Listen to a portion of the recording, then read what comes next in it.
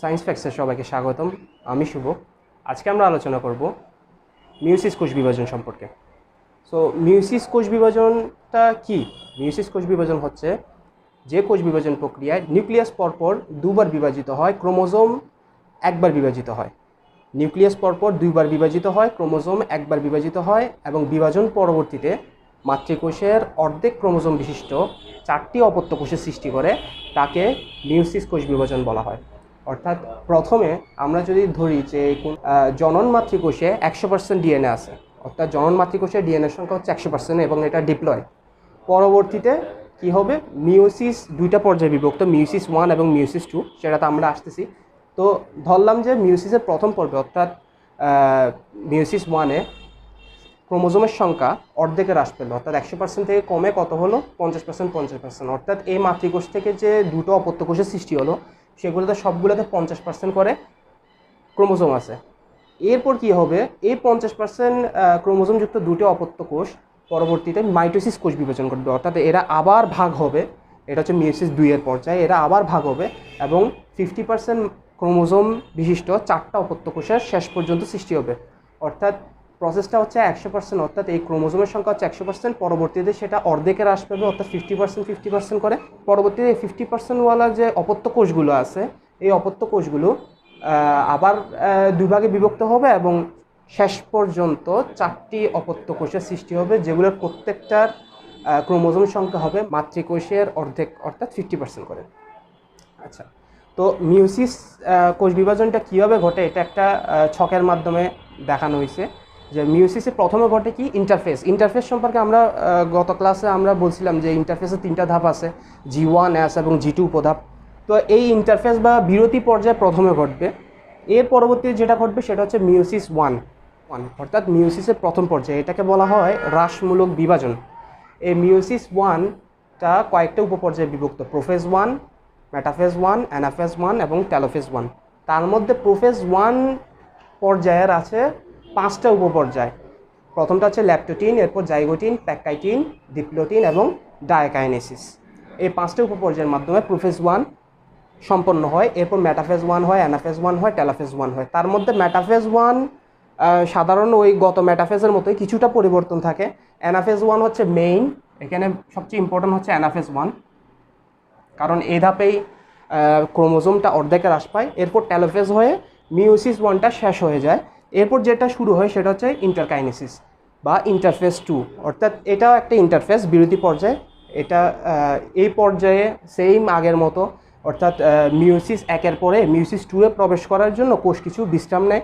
এই পর্যায়ে যা যা প্রয়োজনীয় উপাদান উপকরণ তৈরি করার, কোষ সেটা তৈরি করে। এরপর ঘটে মিয়োসিস 2। মিয়োসিস 2-এ সেম মিয়োসিস 1-এর মতো কিছু পর্যায়ে আছে, যেরকম প্রোফেজ 2, মেটাফেজ 2, অ্যানাফেজ 2, টেলোফেজ 2। এই টেলোফেজ 2 হওয়ার পরই মিয়োসিস 2 শেষ হয়ে যায়, অর্থাৎ মিয়োসিস পর্ব শেষ হয়ে যায়।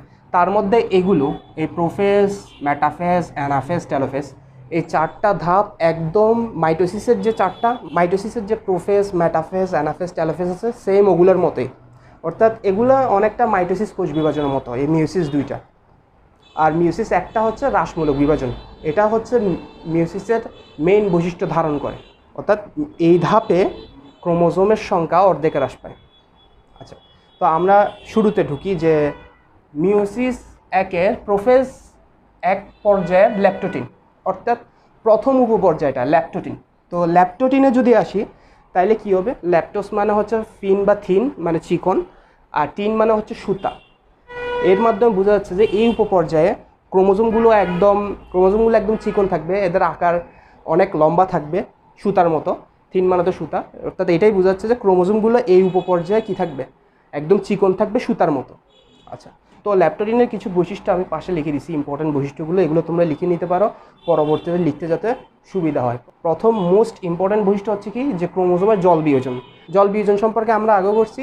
জল বিয়োজন যেরকম মাইটোসিসে দেখছিলাম, মিয়োসিসেও সেম, অর্থাৎ ক্রোমোজোমগুলো তাদের ভেতরে যে স্টক করা পানি সেটা বের করে দিবে, ফলে ক্রোমোজোমগুলো আকারে কি হবে, ছোট হয়ে যাবে, শ্রাঙ্ক করবে এবং যত এদের স্থূলতা বাড়বে, অর্থাৎ এরা মোটা হয়ে যাবে।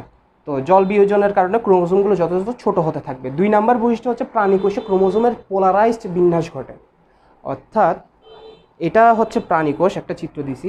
প্রাণীকোষের কি হয়, এই ক্রোমোজোমগুলো জটবদ্ধ আকারে যে কোনো একটা মেরুতে চলে আসে। যেরকম ক্রোমোজোমের যে সেন্ট্রোমিয়ারগুলো, এই গোল গোল সেন্ট্রোমিয়ার, এই সেন্ট্রোমিয়ারগুলো যে কোনো একটা মেরুর দিকে যখন একসাথে চলে আসে, তখন দেখা যায় যে ক্রোমোজোমগুলো এভাবে ছড়ানো ছিটানো অবস্থায় থাকে।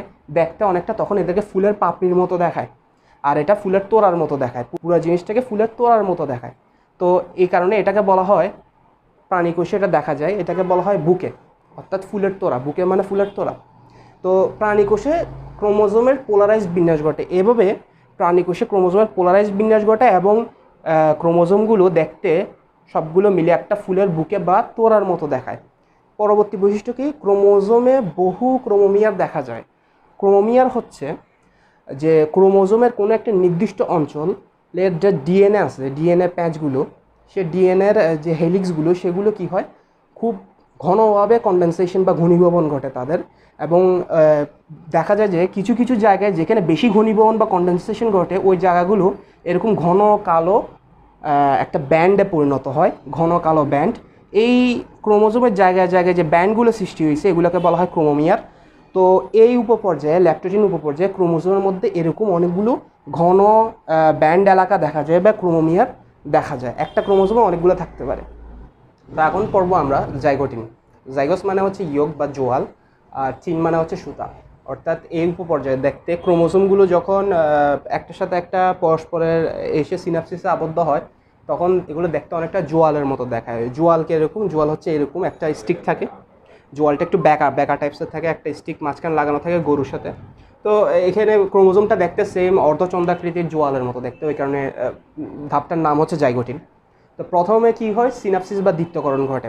সিনাপসিস বা দ্বিত্বকরণ হচ্ছে যে হোমোলোগাস ক্রোমোজোম, অর্থাৎ একটা পিতা থেকে আগত আর একটা মাতা থেকে আগত, এগুলোকে বলা হয় হোমোলোগাস ক্রোমোজোম।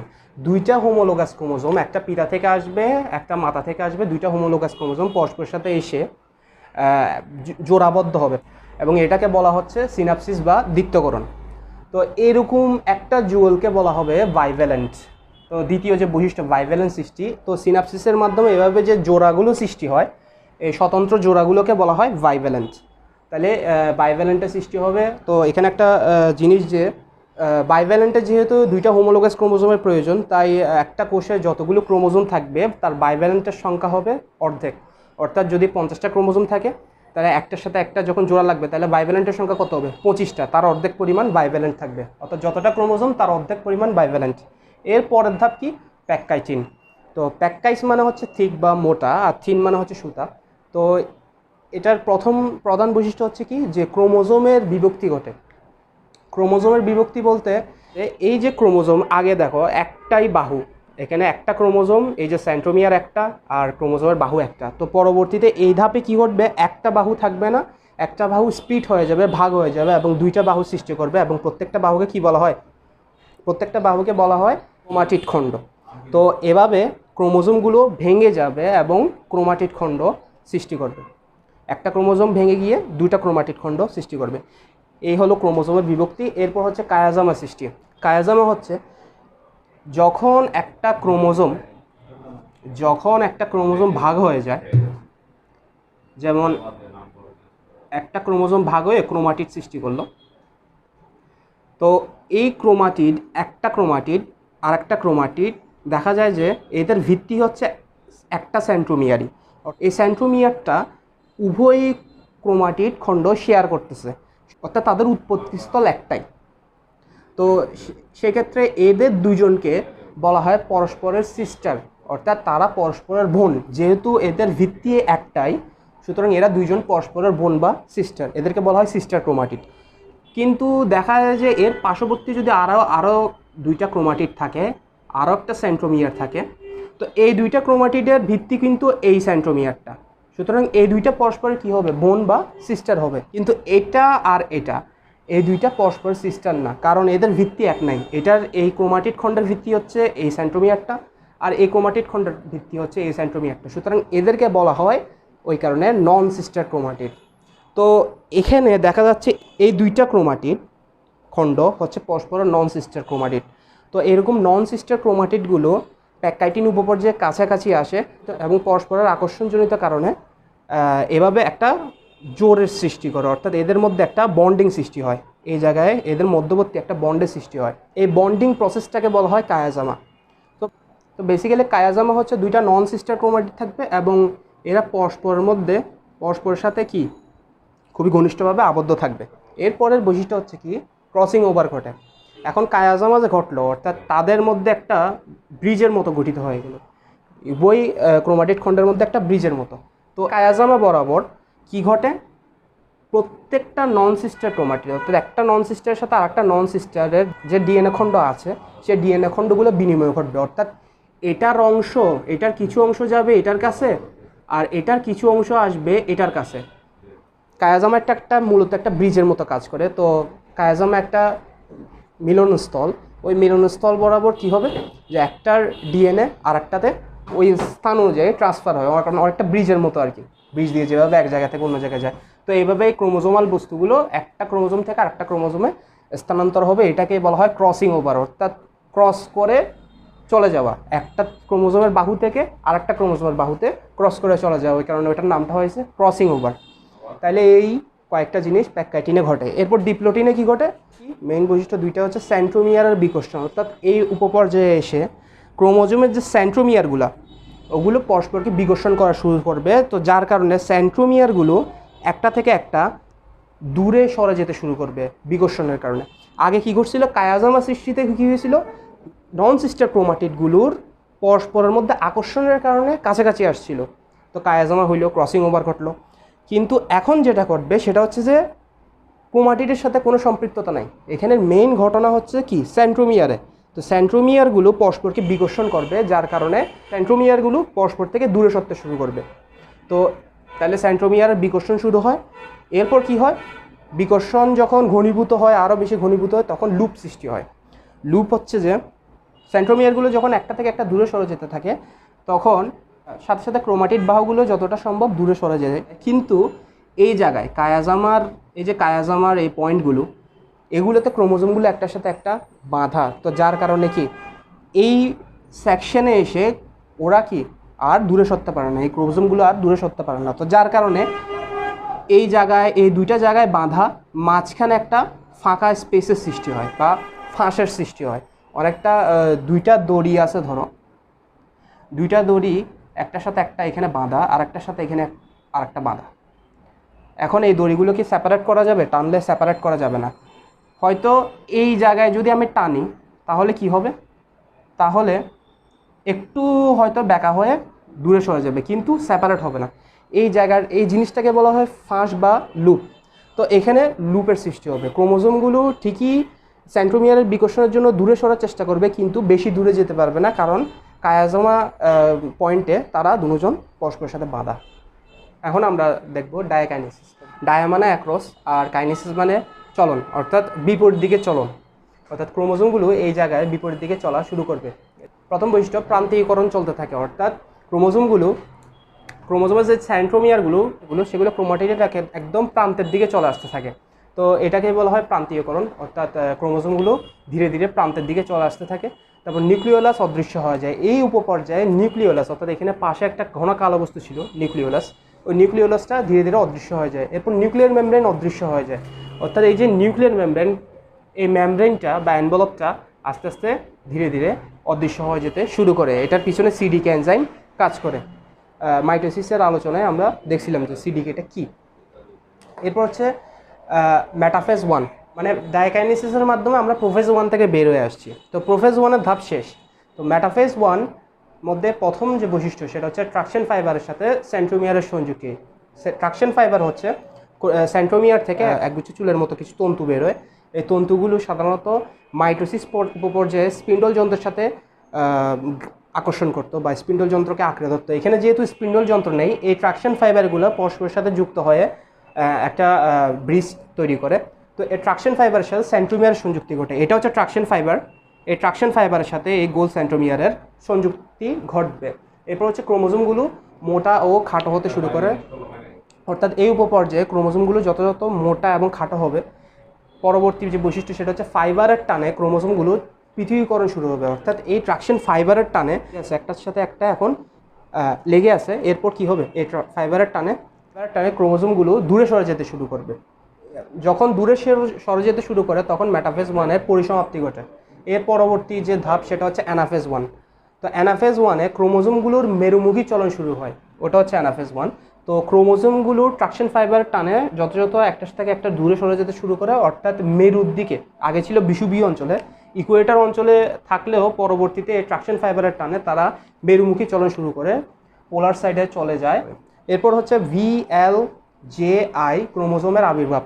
তো VLJI ক্রোমোজোমের আবির্ভাব বলতে আমরা পড়ছিলাম মাইটোসিসে যে সেন্ট্রোমিয়ারের অবস্থান অনুযায়ী ক্রোমোজোমকে 4 ভাগে ভাগ করা যায়। ভি হচ্ছে ভি এর মতো, অর্থাৎ ক্রোমোজোমের যদি ক্রোমাটিড বাহুর বরাবর মাঝখানে যদি সেন্ট্রোমিয়ারটা থাকে, এটা ইংরেজি বর্ণ ভি এর মতো, এটাকে বলা হয় মেটাসেন্ট্রিক। এরপর হচ্ছে এল আকৃতির, সেটা হচ্ছে সাবমেটাসেন্ট্রিক। জি আকৃতির অ্যাক্রোসেন্ট্রিক। আই আকৃতির টেলোসেন্ট্রিক। তো এই ক্রোমোজোমগুলোর সেম আবির্ভাব আমরা অ্যানাফেজ 1-এ দেখতে পাবো। এরপর হচ্ছে ক্রোমোজোমের সংখ্যা অর্ধেকে হ্রাস পায়, এটা হচ্ছে মেইন, তাই না? মানে মিওসিসকে বলা হয় হ্রাসমূলক বিভাজন। তো মূলত হ্রাসমূলক যে বিভাজন, মেইন যে কনসেপ্ট, সেটা হচ্ছে অ্যানাফেজ 1-এই ঘটে থাকে। তো ক্রোমোজোমের সংখ্যা অর্ধেকে হ্রাস পায় কীভাবে? প্রথমে আমরা ক্রোমোজোম দেখছিলাম যে অনেকটা এরকম, যে ক্রোমোজোমগুলো পরস্পরের সাথে সিনাপসিস ঘটতেছে, বাইব্যালেন্স সৃষ্টি করলো। এরপর ক্রোমোজোমগুলো কি হয়, জোড়বদ্ধ হয়। জোড়বদ্ধ হওয়ার পর এখন ক্রোমোজোমগুলো ঘটবে কি, যে এই দুইটা উপরের দিকে চলে যাবে, নতুন একটা নিউক্লিয়াস গঠন করবে, আর এই দুইটা নিচের দিকে চলে আসবে, নতুন আর একটা নিউক্লিয়াস গঠন করবে। তো এইভাবে কি হয়, প্রথমে মাতৃকোষে ছিল কয়টা ক্রোমোজোম? 1, 2, 3, 4টা। প্রথমে মাতৃকোষে ছিল 4টা ক্রোমোজোম। এরপর মাতৃকোষ ভাগ হয়ে যখন 2টা অপত্যকোষ সৃষ্টি করলো, উপরে প্রথম অপত্যকোষ বা উপরের অপত্যকোষে পাইলাম 2টা, নিচের অপত্যকোষে আসলো 2টা। অর্থাৎ কি দেখা যাচ্ছে, যে মাতৃকোষে আছে 4টা, কিন্তু অপত্যকোষে আছে 2টা করে, উপরে 2টা নিচে 2টা। তো 2টা অপত্যকোষে 2টা করে আছে। তাহলে কি বোঝা যাচ্ছে, যে মাতৃকোষের ক্রোমোজোম সংখ্যা অর্ধেকে হ্রাস পাচ্ছে। আগে ছিল 4, এখন হচ্ছে 2। তো এটাই হচ্ছে মিওসিসের প্রধান বৈশিষ্ট্য, যে মাতৃকোষে ক্রোমোজোমের সংখ্যা অর্ধেক হ্রাস পায়। মাইটোসিসে কিন্তু উল্টোটা ঘটে। মাইটোসিসে ঘটে এটা, যে অ্যানাফেজ পর্যায়ের, এটা অ্যানাফেজ পর্যায়ের চিত্র, যে মাইটোসিসে অ্যানাফেজ পর্যায়ে ক্রোমোজোমগুলো ইকুয়েটর বা বিষুবীয় অঞ্চলে আসে। এবার কি হয়, যে সেন্ট্রোমিয়ার বরাবর সম্পূর্ণ ক্রোমোজোমটা 2 ভাগে ভাগ হয়ে যায়, 2টা পার্টে ভাগ হয়ে যায়। একটা পার্টের ক্রোমোজোম পূর্ণাঙ্গ ক্রোমোজোম হিসেবে উপর দিকে চলে যায়, আর একটা পার্টের ক্রোমোজোম নিচের দিকে চলে আসে। ওই কারণে মাইটোসিস কোষ বিভাজনকে বলা হয় ইকুয়েশনাল বা সমীকরণিক বিভাজন, অর্থাৎ সমান 2টা পার্টে ভাগ হবে। এটার মতো না, এটাতে তো কি হয়েছিল, যে 2টা উপরে গেছে, 2টা নিচে গেছে, 2টা অপত্যকোষের সৃষ্টি করছে। এটাতে অন্যরকম, এটাতে যে ক্রোমোজোমটা আছে সেটাই 2 ভাগে ভাগ হবে, সমান 2 ভাগে ভাগ হবে। এবং কি অপত্যকোষ যেগুলো তৈরি হবে সেগুলোতে ক্রোমোজোমের সংখ্যা মাতৃকোষের ক্রোমোজোমের সংখ্যা সমান থাকবে। এখানে মাতৃকোষের ক্রোমোজোমের সংখ্যা হচ্ছে 4টা, অপত্যকোষ উপরে যেটা আছে সেটাতেও 4টা, নিচের যে অপত্যকোষ আছে সেখানেও দেখা যাচ্ছে কি 4টা ক্রোমোজোম আছে। অর্থাৎ মাতৃকোষের সমান গুণসম্পন্ন ক্রোমোজোম মাইটোসিসে থাকবে। এটাই হচ্ছে মাইটোসিস এবং মিওসিসের মধ্যে প্রধান পার্থক্য, এই অ্যানাফেজ ধাপটা। এখন আমরা দেখব টেলোফেজ 1। তো টেলোফেজ 1-এ কী ঘটে, একদম সিম্পল, যে প্রথমে যেটা হবে সেটা হচ্ছে কোষ প্লেটের আবির্ভাব ঘটবে। অর্থাৎ ক্রোমোজোমগুলো তো অ্যানাফেজ 1-এ একদিকে চলে গেছিলো, তো মাঝখানে কি হবে, প্রোটিন এবং অন্যান্য জৈব যৌগের সমন্বয়ে কোষ প্লেটের সৃষ্টি হবে। এই কোষ প্লেটের পর কি হবে, এরপর যেটা হবে সেটা হচ্ছে জলযোজন, অর্থাৎ ক্রোমোজোমের জলযোজন। ক্রোমোজোম তো আগে জল বিয়োজন করছিল, এখন ঘটবে কি জলযোজন, অর্থাৎ ক্রোমোজোম পর্যাপ্ত পরিমাণ পানি সে শুষে নেবে এবং লম্বা হতে শুরু করবে। এরপর হচ্ছে নিউক্লিওলাসের আবির্ভাব, অর্থাৎ যে নিউক্লিওলাসগুলো বিলুপ্ত হয়ে গেছিলো একটা টাইমে, তো এগুলোর আবার পুনরাবির্ভাব ঘটবে। সো এটাই ছিল মিওসিস 1-এর আদ্যপান্ত, একদম শুরু থেকে শেষ পর্যন্ত। এরপর আছে মিওসিস 2। মিওসিস 2টা দেখতে একদম হুবহু মাইটোসিস কোষ বিভাজনের মতো, সেটা নিয়ে আমরা পরবর্তী ক্লাসে আলোচনা করব। ধন্যবাদ সবাইকে, থ্যাংক ইউ।